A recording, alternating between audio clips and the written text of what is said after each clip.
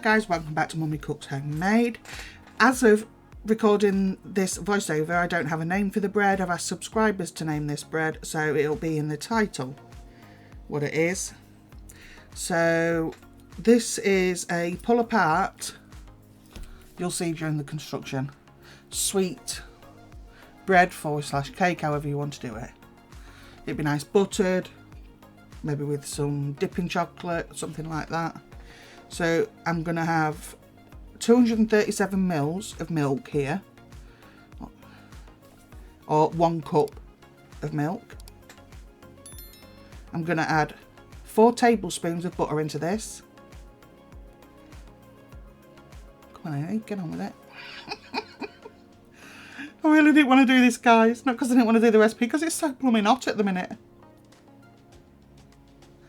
At this stage, wasn't too bad, because the oven's not actually on. Just leave the bread machine to do all the work.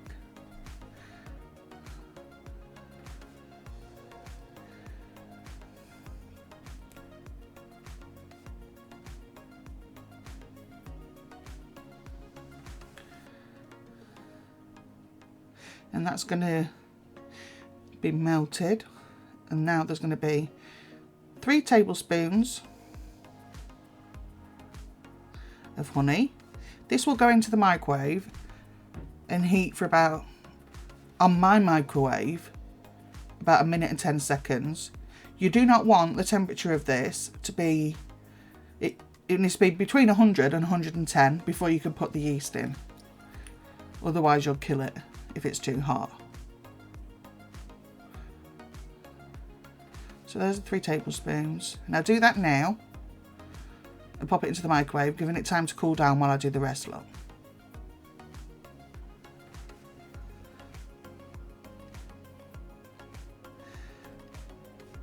So I'm going to whack that in the microwave. That's my bread bin. If you look right down in the corner, you can see a massive bin. What I'm taking my bread flour out. That's how much. That's how much bread flour I get through. I've got a bin for it.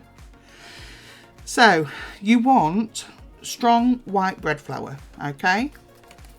So you either want 560 grams for us guys over here, or 3.5 cups for the guys over in the States. I keep meaning to convert all my stuff, I just bloody forget.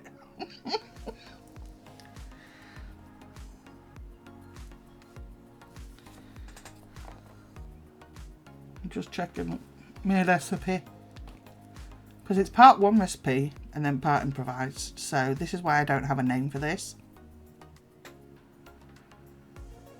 So I'm chucking in some ginger here. This is glacé ginger. Next time I make it, I've got some crystallized ginger, I'll put that in. So you can put in whichever one you want. If you don't want ginger, add in apricots. Just add in what you want. So that's 75 grams. So what's this? That was a cinnamon. So that was a teaspoon of cinnamon and ½ a teaspoon of mixed spice. Then I'm going to chop in, these are dates, so 100 grams of dates.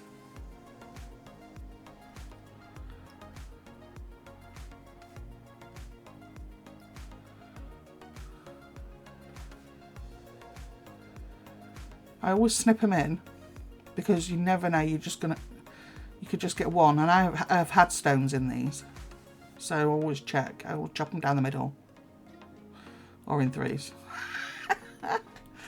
Just as I say that, but I always make sure there's no stone in them.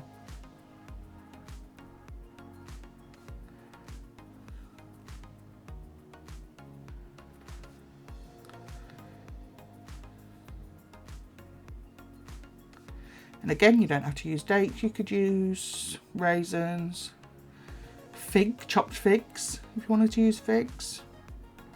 Use your imagination, guys. Bang that in there. And the next step is, I don't think that was fully melted. Yeah, I put it back in. Did I? Yeah, there it goes back in, look. It wasn't fully melted. So that's high activity instant dry yeast that I used, and it is 2.25 gram, 2.25 teaspoons. Wow, wake up, Hayley. Of yeast.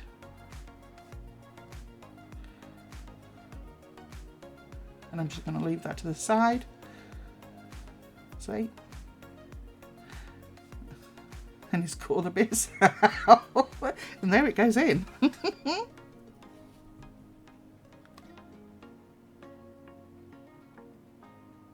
Ah, it's cut some out. So you also needed 1 teaspoon of salt in there and 2 eggs.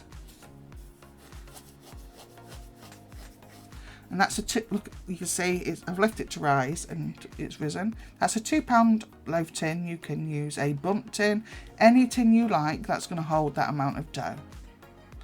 So I'm going to I'm not weighing this, I'm just going to put some granulated sugar and some brown sugar.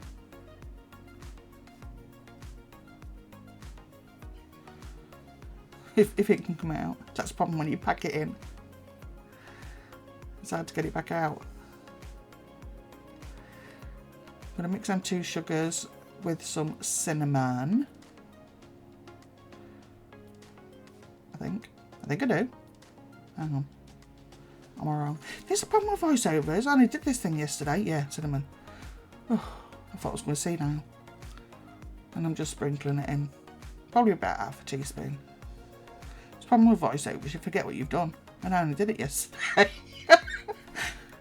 So, as I say, mine is a £2 loaf pan, and I've just sprayed it. This did not stick, surprisingly, in my £2 loaf tin, once I've baked it, I mean. Be patient with your bread machine, if you've used one. You can, of course, use a dough hook. Look at that. Isn't that just gorge? Pillowy.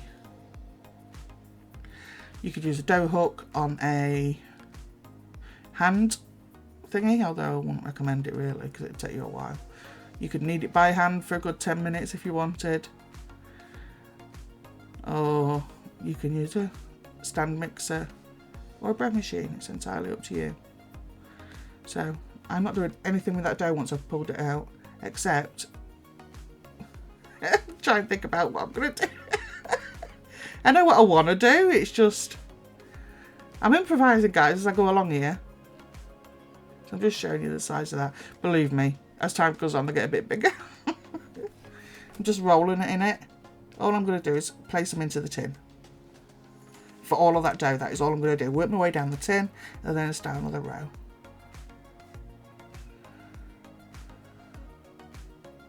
I'm not looking for perfect round balls here. This is a pull-apart bread. All I'm looking for is to make sure that the cinnamon and sugar sticks to it. And I don't want to mess about with the dough too much because I don't want to make it tough. So I fill up this pan, and it's on its second rise. Once this pan is full, that's all I'm doing, look. I'm going to cover it with a tea towel for about half an hour. And 15 minutes before the end of that half an hour, I'm going to preheat the oven to gas mark 4. Every oven is different. Well, that's gas mark 4 or 350.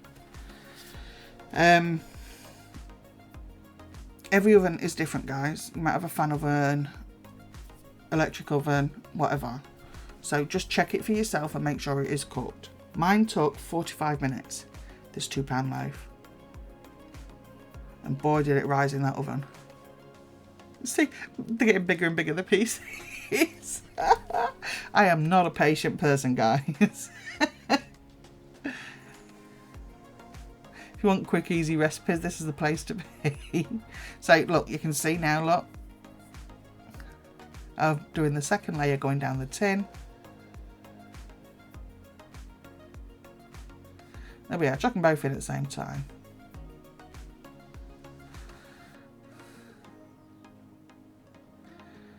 Not even shaping them anymore. And you know what? I'm glad I didn't, because the end result is gorgeous.